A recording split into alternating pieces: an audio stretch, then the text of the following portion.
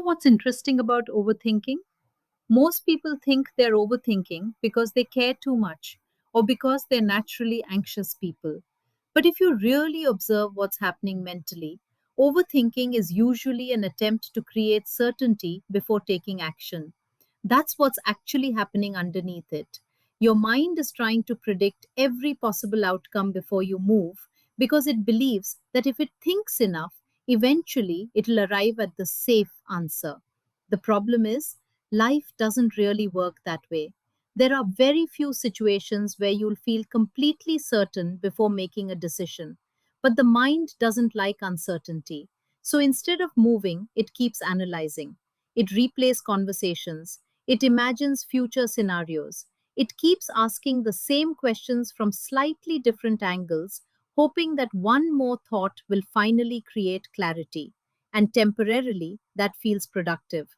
That's why overthinking is so deceptive.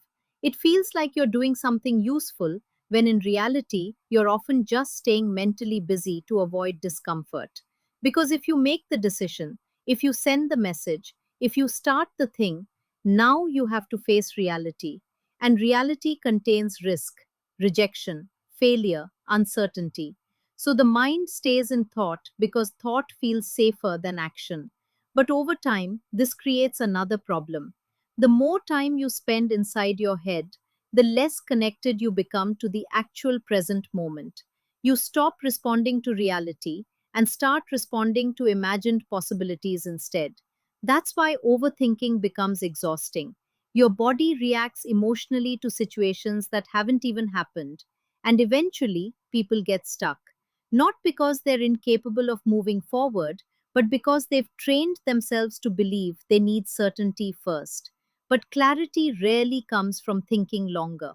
Most of the time, clarity comes from engagement, from doing, from entering the situation instead of endlessly preparing for it mentally. And that doesn't mean you stop thinking completely. Obviously, thinking is important, reflection is important. But there's a point where thinking stops being helpful and starts becoming avoidance. That's the moment you have to notice. Because once you notice that you're looping instead of solving, you can interrupt it.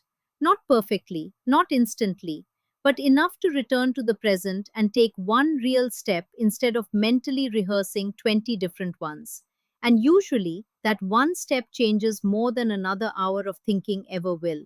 This is the voice of becoming. Follow the podcast and join me on Instagram where we learn how to understand the mind instead of being controlled by it.